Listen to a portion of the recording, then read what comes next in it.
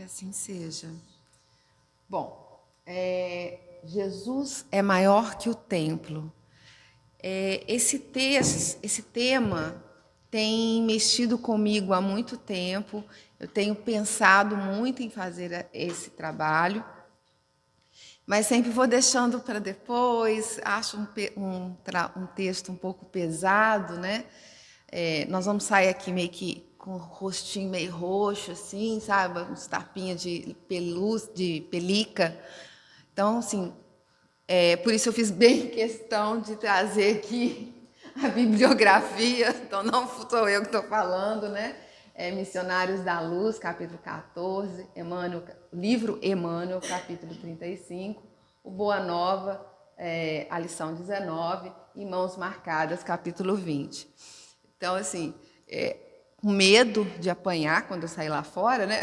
Eu já trouxe a bibliografia para vocês perceberem que é Jesus, é a espiritualidade amiga, nos dando esses puxões de orelhas, que às vezes é necessário, porque a gente falha, somos seres humanos em processo de perfeição. Então, a gente erra, tá? Então, não fiquem tristes comigo, tá bom?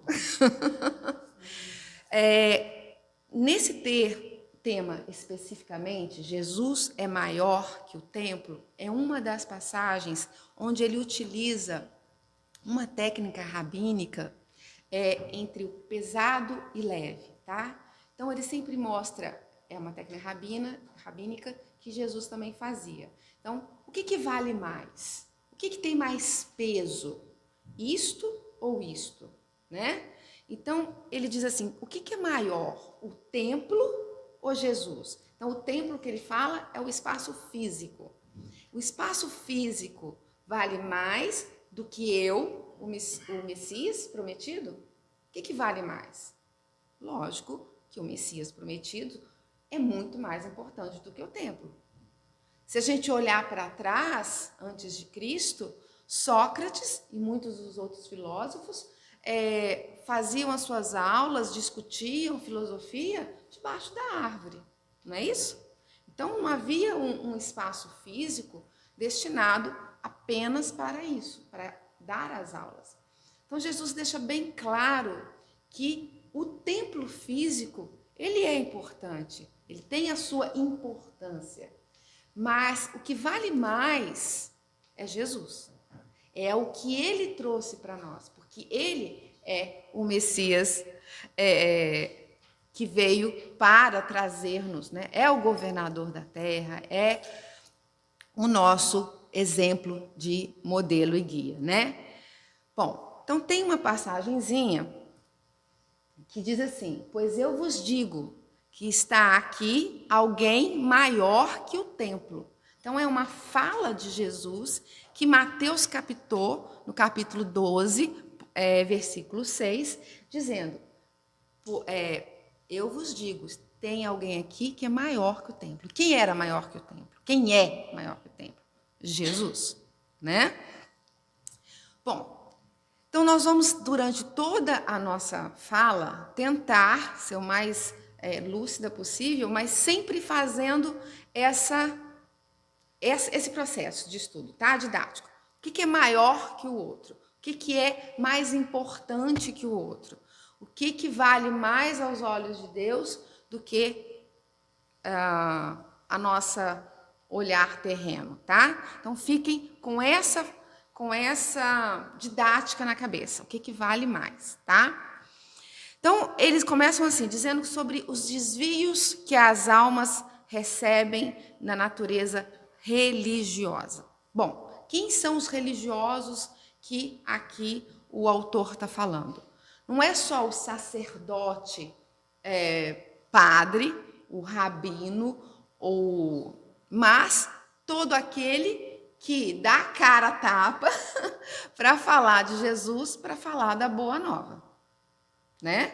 Então, aquela pessoa que vem até aqui no púlpito, ou religioso da igreja A ou B, ele está pegando tudo que há de estudo que ele fez e trazendo para o debate.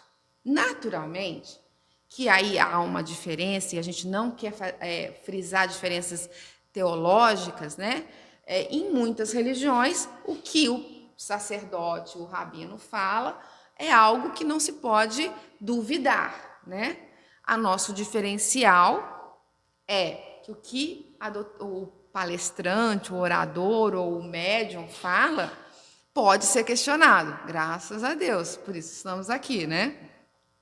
Mas, mesmo sabendo desse detalhe, de que a gente pode reargumentar com relação a um palestrante falando alguma coisa, uma afirmação, muitas vezes a gente se acomoda e engole o que o palestrante está falando. E não reflete. Ah, não, o palestrante fulano de tal é o suprassumo, ele sabe tudo. Então, para que eu vou pensar? Então, eu vou me acomodar ao que ele fala e não vou estudar. E não é por aí a doutrina espírita. Kardec deixa muito bem claro que refletir, que nós temos uma fé raciocinada. Então, se a Valquíria aqui na frente falar um erro, cometer um erro doutrinário, ou qualquer erro, vocês têm que estar alerta. Ficou em dúvida? Vai procurar com outras pessoas. Vai procurar nos livros. E olha que nós temos livros, tá? E eu não estou falando daquela quantidade de livros expostos nas grandes livrarias do mercado, não. Eu estou falando apenas de Kardec e Francisco Cândido Xavier e Divaldo. Isso aí já dá muita obra, mais de 500 obras.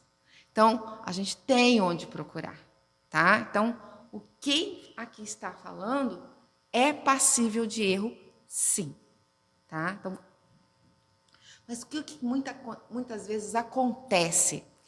O orador começa a se sentir o dono da verdade, o conhecedor, o estudioso, e ele cai nas garras da vaidade.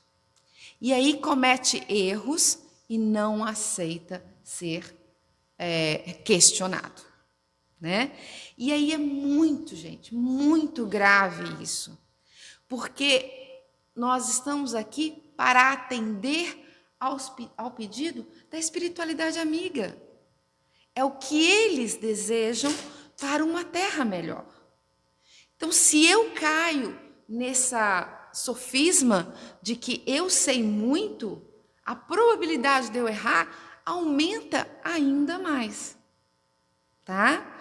Então, recebemos as pessoas que estudam, né, ou os sacerdotes, ou os estudiosos, às vezes como médicos. Não é aqui. Ó, é o Jefferson dando palestra, tá, gente? Olha o nariz lá, tá? Então, ele aqui como palestrante se achando o suprassumo. E aí, todos nós submissos às suas palavras, sem refletir sobre o que ele está falando. Não sou boba de colocar o meu retrato ali, né, gente? Ou Valquíria aqui. Ou como médicos que não têm um mínimo de vocação, que querem apenas fazer dinheiro. E aí tratam os pacientes de uma forma totalmente sem ética, sem carinho, sem ouvir o paciente, né? Então, é um sacerdócio jogado fora. Ele quer apenas o salário alto que ele vai ter e o nome. Ah, o doutor fulano de tal. Ou como alguns advogados, que com medo de procurar essa foto, gente, vocês não têm noção. Que se acham acima de todo mundo e querem apenas poder. E aí, quando a gente fala poder, a gente fala dinheiro, fala fama, às vezes não é nem o dinheiro próprio. Ah, mas sabe o fulano de tal, né? Não, aí a gente cai numa malha terrível de estar levando Jesus, mas sem nenhum sentimento real do que nós estamos falando. E aí, sair daqui, sair lá fora e cometermos erros banais é muito grande. Então, não que o palestrante aqui tenha condições de não errar. Não, ele erra. Ele erra. Ele é um ser humano como outro qualquer, o sacerdote, o médico, todo mundo é um ser como outro qualquer, que está tentando estudar e levar algo de melhor. Mas, se ele entrar no processo de vaidade, ele vai sempre achar que ele é o certo. E aí ele chega lá do lado de fora da casa e é mal educado com o frequentador. Ele é mal educado com o trabalhador da casa. Mas espera aí, ele não está aqui falando sobre misericórdia? Então, o mínimo de tato para falar com as pessoas, de olhar para o problema do outro, de sentar e ouvir, às vezes nem te falar, mas de sentar e olhar nos olhos daquele que está ali. E isso às vezes não acontece, né? Outra coisa que eu vou deixar bem claro, que nós vamos lavar o lixo da nossa casa, do nosso movimento espírita, e não da casa religiosa, católica, dos judeus, dos islâmicos. Nós vamos lavar roupa suja daqui, do movimento espírita, porque eu não conheço os outros movimentos, então não posso falar nada daquilo.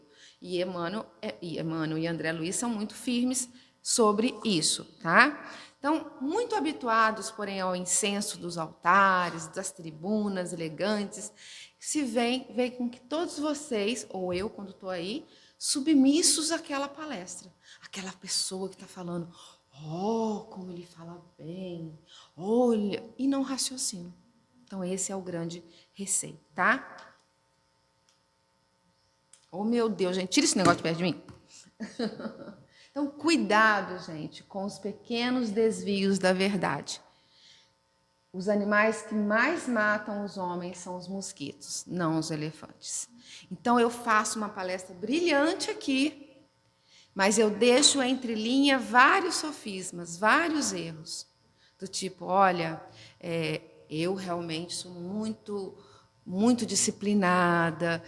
Aí eu começo a dar só exemplos maravilhosos do que eu fiz, do que eu faço, né? E tá ali, colocando ali a vaidade em pró de Jesus. E não é isso. Então, cuidado. Os grandes elefantes não saem matando assim, não. O mosquitinho tem feito muita coisa complicada, né? Então, devemos reconhecer a nossa condição no mundo material, mas também na nossa condição de mundo espiritual. Quando Deus nos dá essa segunda, terceira, quarta chance de virmos ao planeta Terra para reorganizar os nossos erros, ressarcir algumas dificuldades, reaprender alguma coisa ou fortalecer algum talento, Ele está nos dando a chance de nos reerguer espiritualmente. O que acontece é que muitas vezes, ao medo de correr, nós temos na vida horizontal e nós temos a vida vertical, tá? A vida horizontal ela é extremamente necessária se eu estou morando no planeta Terra. Eu preciso comer, eu preciso dormir, eu preciso trabalhar, eu preciso ir ao banheiro, eu preciso de prazer, eu preciso de alimentação, eu preciso de descanso. Só que a gente fica muito preso a essas necessidades e nos esquecemos e damos 5 minutinhos para a nossa transcendência espiritual. Então, a gente vem ao ser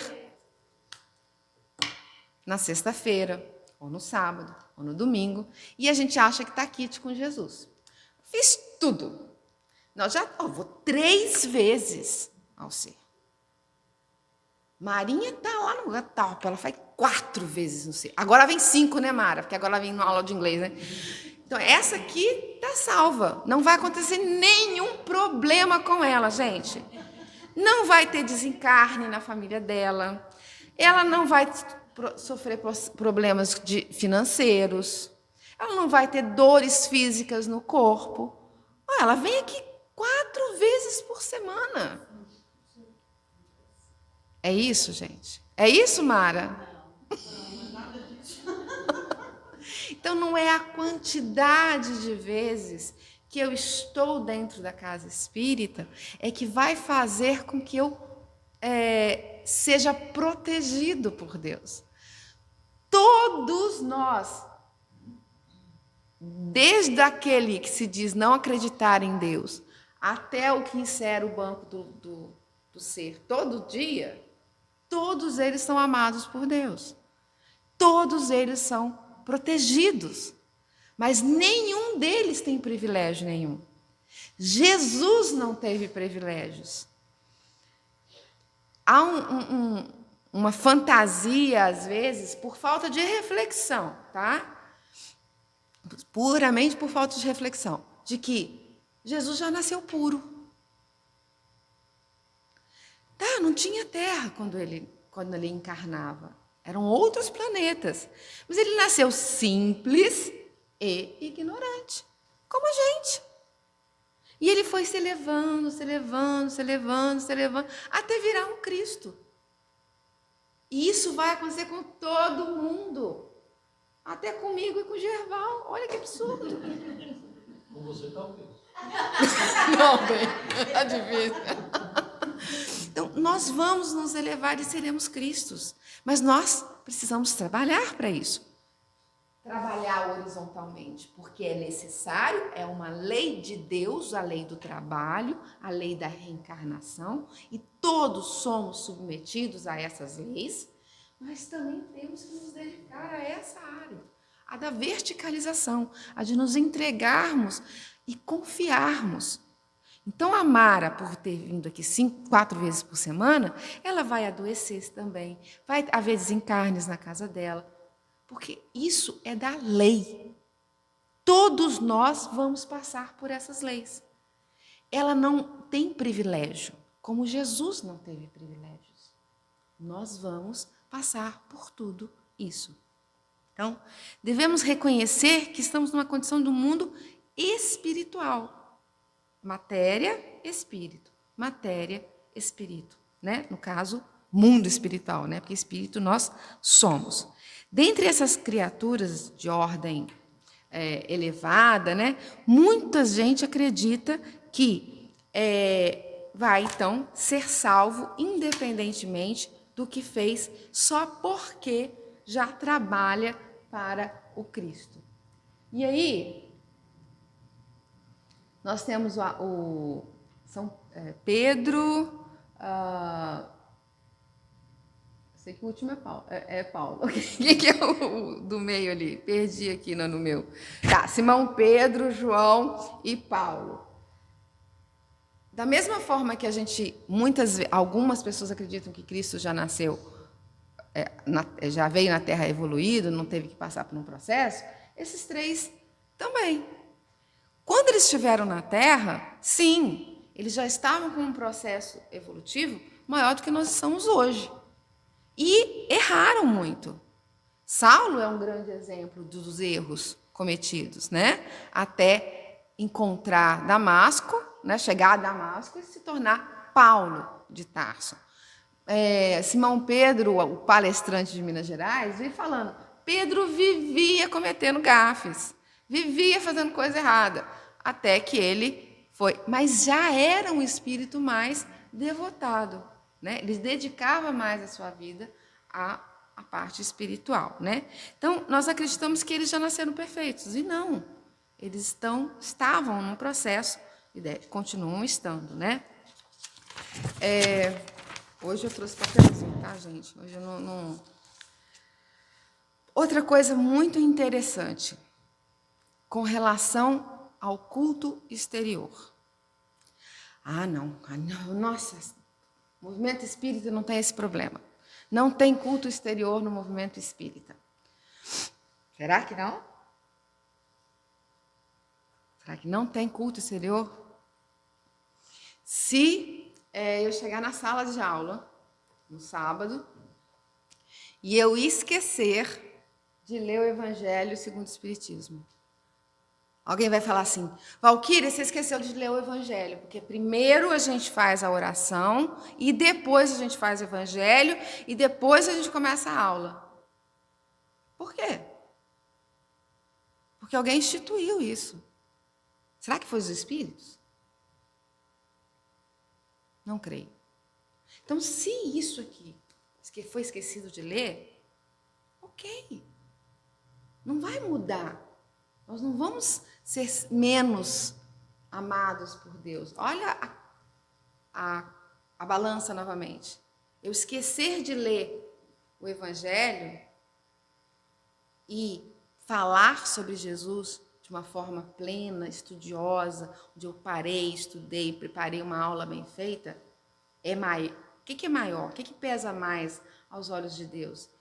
Esquecer de ler o livro ou ler o livro e dar uma péssima aula? O que vale mais? Então, vamos fazer essa. Então, a gente não pode ficar preso a rituais. Um palestrante muito engraçado, ele falou assim, eu sou uma pessoa tão ruim ainda, gente, que eu quis fazer uma brincadeira com o pessoal. Eu terminei a prece e não falei assim seja. Aí ficou todo mundo assim. Aí ele, dizendo assim, muito safado, abriu o olho e ficou esperando. Estava todo mundo assim. Ninguém ninguém mexia, porque estava esperando assim seja. Claro que uma instituição tem algumas normativas, mas essas normativas não podem ser maior que Jesus. Sim, sim, por isso ela está instituída. Ela está instituída por isso, para que a gente possa cada vez, como na harmonização, na nossa casa é música, em outras casas é outra forma, porque não existe uma instituição dizendo tem que ser música na harmonização, ou tem que ser a leitura do livro tal. Cada instituição organiza, faz uma normativa, para que a coisa não vire bagunça. O que não pode se tornar é um rito, né, Gerval? Né? Ritualismo. Então, se acontecer de não ler, isso não vai impedir nada. Mas se a gente está num processo de harmonização, o Evangelho, gente, é a luz que faz um bálsamo em nossos corações. Por isso, no ser, a leitura ela é feita. Mas foi instituído por nós. Mas isso não significa que, se não ler, nós vamos para o inferno. Né? Não existe isso. Por exemplo, vamos lá. Na época de Aristóteles, né, dos gregos, né, eles tinham deuses em mármore, né? Ai, graças a Deus, no centro espírita não tem imagem. Tá, nós não temos imagem em mármore. Mas quantos de nós endeusa Chico Xavier? Agora, calma, não estou fazendo nenhuma blasfêmia. Endeusar é uma coisa.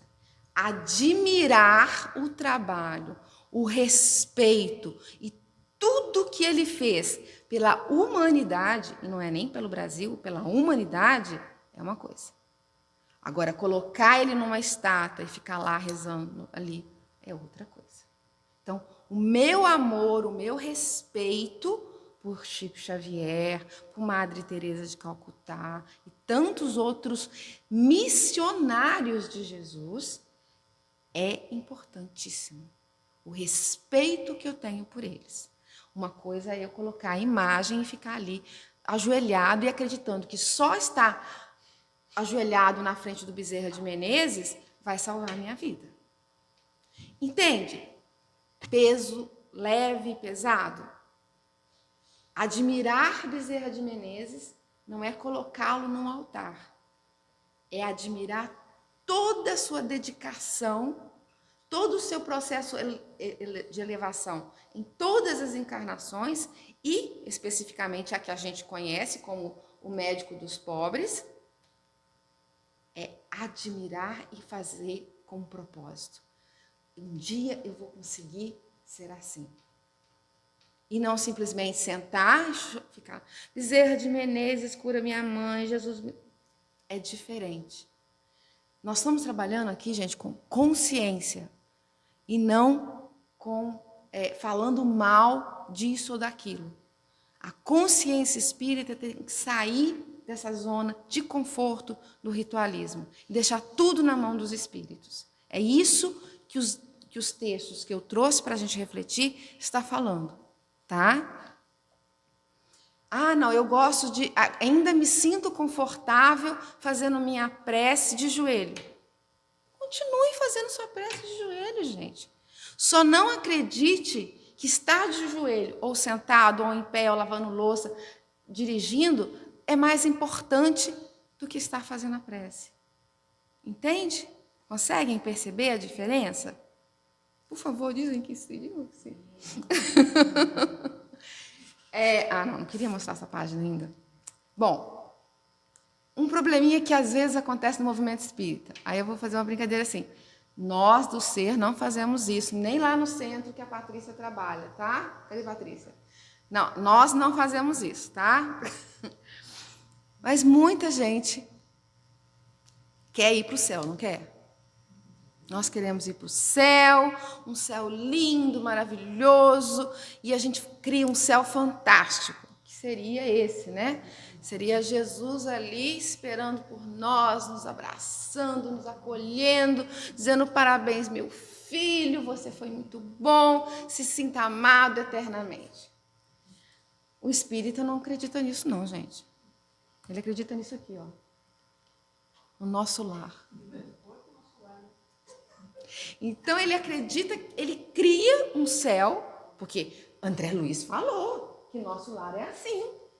E aí nós vamos tomar sopinha quente, nós vamos volitar, vamos andar de ônibus como é que fala, né? Aerobus. Nós vamos ficar no bosque das águas, escutando aquelas músicas maravilhosas que a própria água toca. Ai, que lindo esse céu, gente. Sabe qual que é o problema das pessoas que ainda acreditam nisso? É que elas esquecem de ler a segunda frase. Colônia, nosso lar, é uma colônia de trabalho. Muitas vezes eles não conseguem nem ter tempo de ir lá parar um pouquinho para ver as águas do bosque. Porque eles trabalham tanto, que eles às vezes não têm tempo nem de desfrutar daquelas belezas todas. Aí, sobre a sopinha, pena que o Lincoln não está aqui, mas com relação à sopinha, né, que todo mundo fica esperando, pelo menos uma sopinha vai ter. Isso foi escrito em 1940.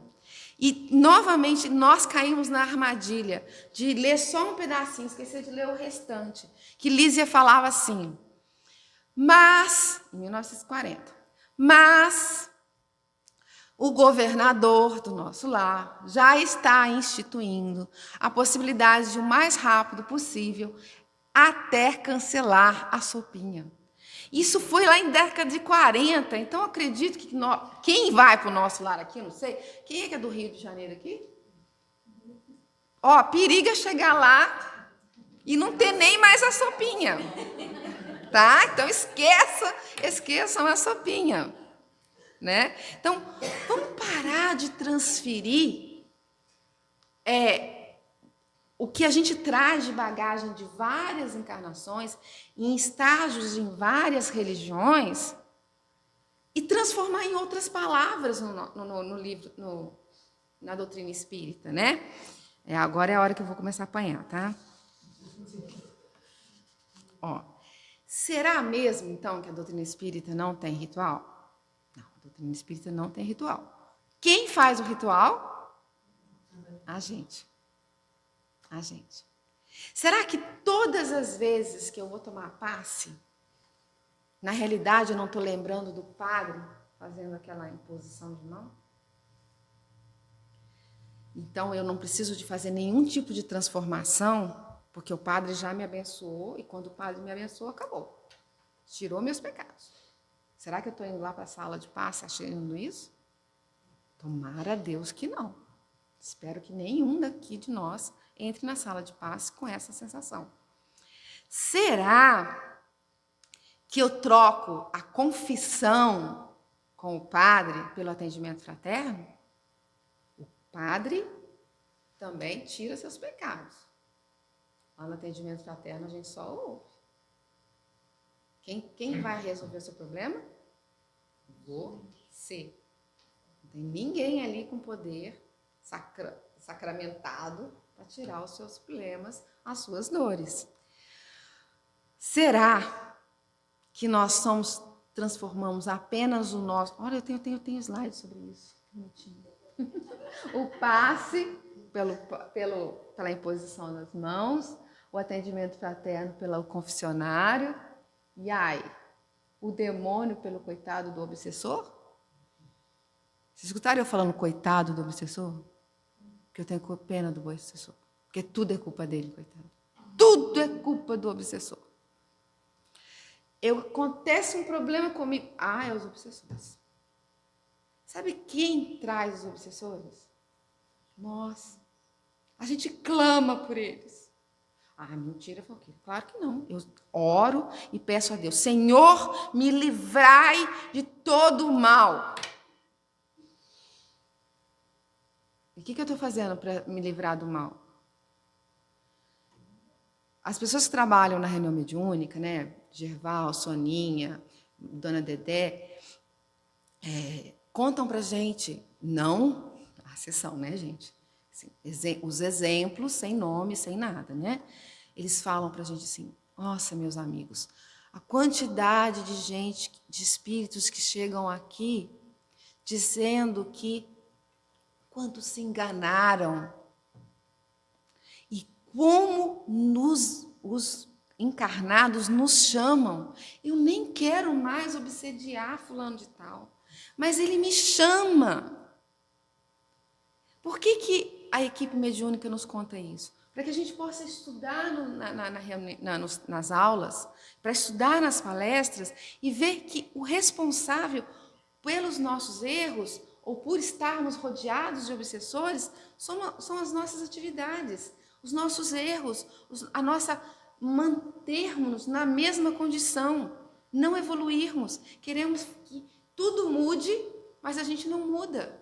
Então, eu continuo fazendo atos errôneos, mas como eu venho no centro, eu acho que os bons espíritos vão tirar os obsessores de perto de mim, que vão expulsar os obsessores da gente. Não é assim. Deus ama a mim e ama os meus obsessores, igualmente. Então, essa coisa de expulsar, livrai-me do mal, significa me livre desse parasita que está aqui do meu lado. Não, ele necessita respeito, ele necessita carinho, e ele só está comigo porque eu aprontei com ele em outras. Ou porque eu estou cultivando atos hoje que faz com que ele se ligue a mim. Então, ele precisa tanto de prece quanto eu. Então, vamos desmistificar, porque na visão do demônio, ele é demônio, ele é mau e pronto, acabou. O obsessor não, ele é um ser como nós, perfectível. Ele vai ser um anjo. Então, ele só se aproxima de mim porque eu dou vazão. Então, vamos parar para pensar um pouquinho nisso, né? Tem também a história, esqueci de contar, da história do bônus horas, né? A leitura do nosso lar, tá lá o bônus horas, né? Então, o pessoal do Rio, segura aí, hein? Muita gente acredita que é uma nota verdinha de Lola, com a carinha, com a esfinge do André Luiz. Eu faço um serviço lá no nosso lar e eu recebo uma notinha lá com a esfinge do André Luiz. Esquecendo-nos que o trabalho para Jesus não deve ser uma troca de favores, mas sim a própria felicidade. A própria felicidade. Estar trabalhando para Ele é a felicidade. Estar lá no bosque das águas, quietinho, isso não é a felicidade, gente. A felicidade é estar trabalhando para Ele. Eu já ter consciência de que eu estou auxiliando o governador do orbe. Entende? Eu só estou querendo mostrar a diferença de consciência, para a gente não se apegar a umas palavras tão simples e que a gente acaba trazendo resquícios de outras religiões que não estão erradas. É a forma daquela pessoa pensar ainda. Mas se eu já me debrucei nas obras de Kardec, eu tenho que ter uma imagem maior de Deus, uma imagem maior de Jesus, tá? Então, tudo o que é mais agradável a Deus?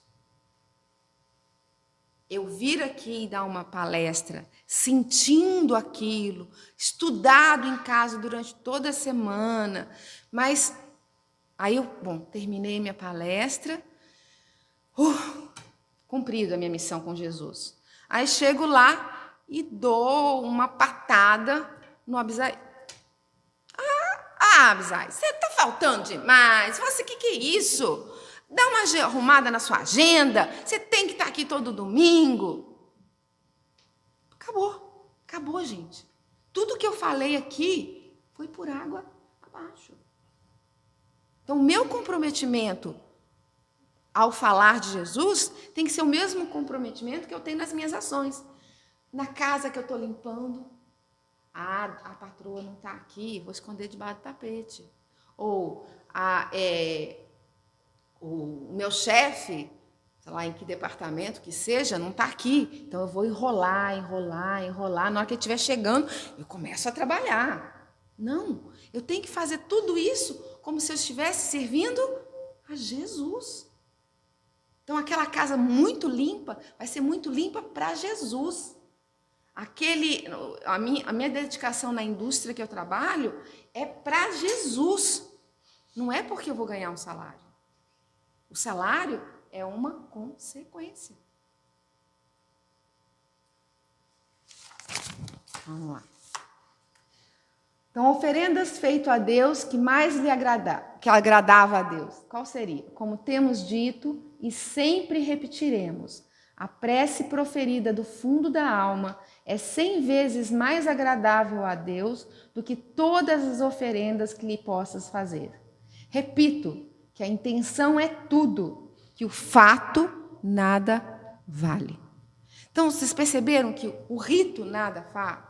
A atividade externa nada vale. O que vale é a intenção de cada um de nós. Então, eu não estou falando mal de que a gente não possa ler o Evangelho, que não deva ter uma harmonização antes, que não tenha que ter respeito ao entrar dentro dessa casa, né? Não falar palavrões, não contar piadas aqui. Nós estamos num ambiente protegido que precisa disso para a nossa própria cura. Eu não estou falando que isso está errado, mas que o meu comportamento que eu tenho aqui dentro dessa casa seja feito também lá fora. Entende? O Gerval quer falar alguma coisa, ele está com uma risadinha ali.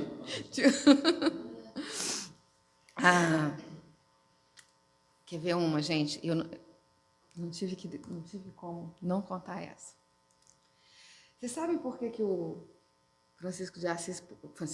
Chico Xavier punha a mão no rosto? Alguns aí devem saber. Ele tinha um problema seríssimo nos olhos. Um deles praticamente não era cego.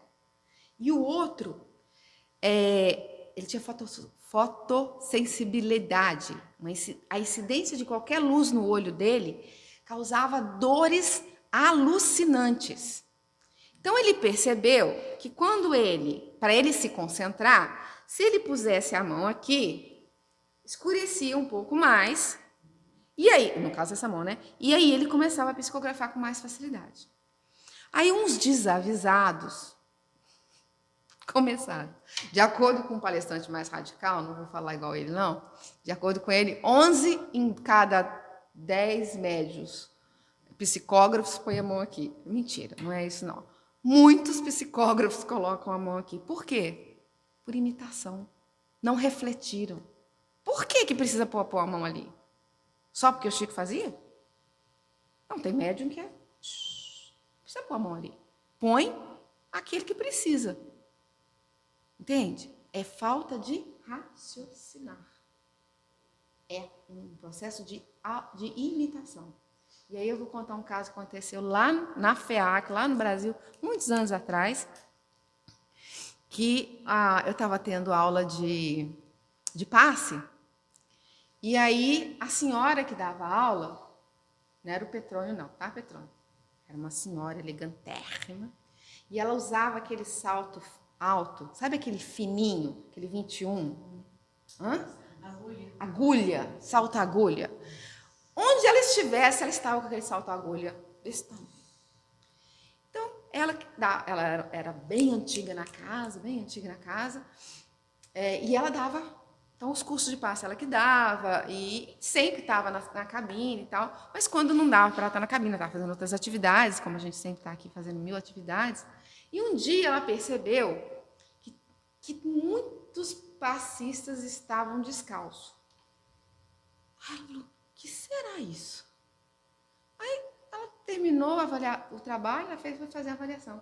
Gente, por que vocês estão descalços? Ué, porque a senhora fica descalço. Peraí, vocês ficam descalços porque eu fico descalço? Gente, eu uso salto agulha. Se eu desequilibrar na hora do passo, eu caio em cima do paciente. Eu tiro o sapato só por isso. Gente, imitação. Não raciocinou. No curso de passe, alguém já falou que tem que tirar o sapato? Não. Então, a gente tem que parar com imitações. Olha, ô Petrônio, por que tem que tirar o sapato? Não tem que tirar o sapato, não, Valquíria. Eu tiro porque meu pé dói, meu pé está machucado. Está me travando aqui. Ele não tira não, tá? Porque ele não é louco, né? O chulé é muito grande, fica difícil. Mas tudo que ele fizer, gente, a gente não tem que imitar. Petrônio, me explica, por que você deu, na hora que você passou com tal velocidade? Ah, Valquíria, por causa disso, disso e disso. Existe uma razão. Agora, eu não vou simplesmente fazer sempre igual, só porque eu vi fazer. Existe fé raciocinada, né? Vamos lá. Vamos lá. Então, vamos conectar com Jesus agora? Então, vamos lá. Nós somos espíritas. Amamos ser espíritas. Nos encontramos aqui porque acreditamos nessa bendita doutrina consoladora. Foram perguntar ao Dalai Lama qual era a melhor religião. E ele disse assim, a que me faz um ser melhor. Então, o Chico psicografou um texto muito lindo que se chama Tua Religião. E aí a gente vai perceber que independe... eu tenho ele aqui, que legal. Melhor. Que independe de qual religião que eu tenha. O que depende é a minha intenção de me melhorar, de ser uma pessoa melhor. Em muitas ocasiões, pergunta se ela é realmente a melhor. Ela quem? A religião. Não precisas, porém, largar comparações. Faze o exame da própria fé. E ele começa. Se nas crises da vida, quando suplicas concessões especiais em teu benefício, a tua religião te ensina que todas as criaturas são filhas do Criador, sem que seja lícito exigir qualquer privilégio na criação? A tua religião, você senta lá e fala, Jesus, eu quero que meu filho passe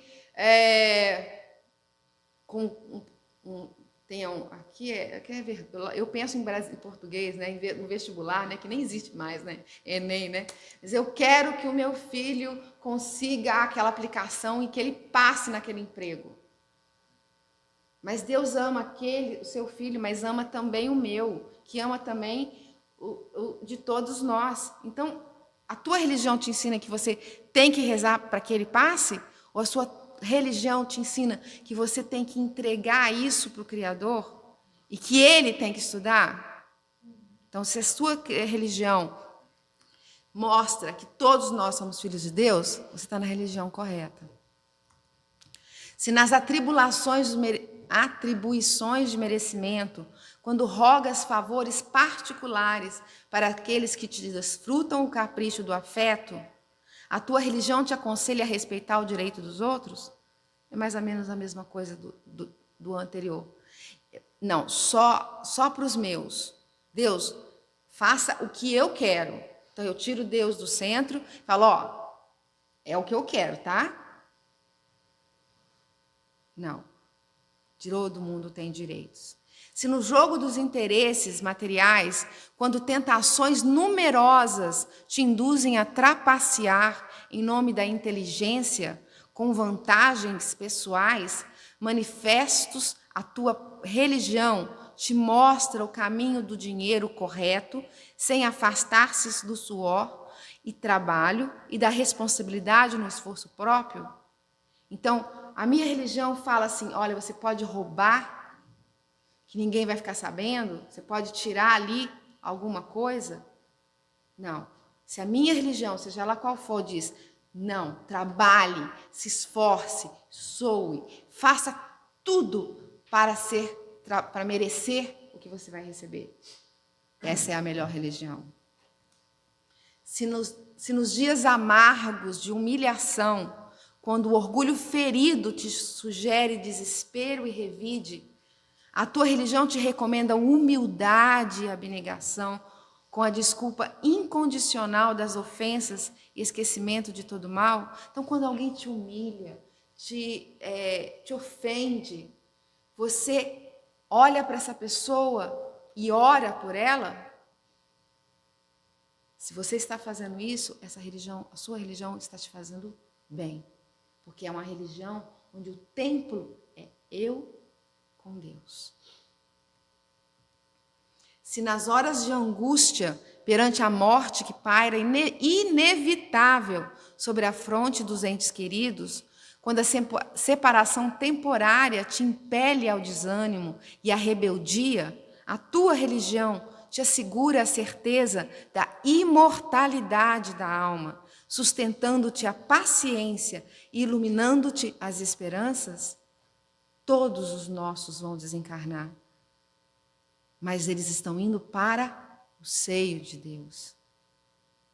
Ele ama profundamente. Então, a morte da minha mãe não é mais dolorosa do que a morte da mãe de qualquer outra pessoa, ou do filho de qualquer outra pessoa. Vai doer do mesmo jeito, mas eu vou ter a sensação de que um dia eu vou estar com eles. Se tua religião considera a felicidade do próximo acima da tua felicidade, convertendo-se em serviço incessante no bem, sob a inspiração da justiça, a tua religião é e será sempre uma luz verdadeira para o caminho, conduzindo-te a alma, de degrau em degrau, entendimento e trabalho para as esferas superiores. Então, a nossa religião, se forem perguntar para a gente qual é a sua religião, eu posso dizer, eu sou espírita, mas principalmente eu sou espírito, filho de Deus. Então, que essas palavras que servem às vezes como um puxão de orelha, calem no coração de vocês como uma advertência não para vocês, mas uma advertência para todos nós. Estou incluída nisso. Que a nossa religião seja a religião de Jesus. E Jesus não tinha religião. E todo mundo diz, Jesus era judeu. Sim, mas vai fazer tudo errado que tudo que o judeu mandava fazer, Jesus fazia ao contrário. Né? Mas ele fez lá a circuncisão, ele fez todo o processo que precisava fazer. Mas ele não aceitava, ele não deixava de questionar as atividades que eram feitas pelo judaísmo. Então, a minha religião é a fé raciocinada, estando sempre com o Mestre Jesus. Obrigada, Mestre Jesus, por ser a nossa fonte de inspiração. Que possamos, cada vez mais, nos inspirar na sua conduta e constantemente olharmos para dentro e analisarmos as nossas atitudes, os nossos atos, as nossas falas. Que possamos ser, fora desse ambiente delicioso que é a casa espírita, sermos também assim do lado de fora. Sabemos não ser fácil, mas é possível. E com a ajuda dos bons espíritos e com a nossa real vontade, nós conseguiremos. Muito obrigado, Pai. Ser conosco no hoje, no sempre, que assim seja.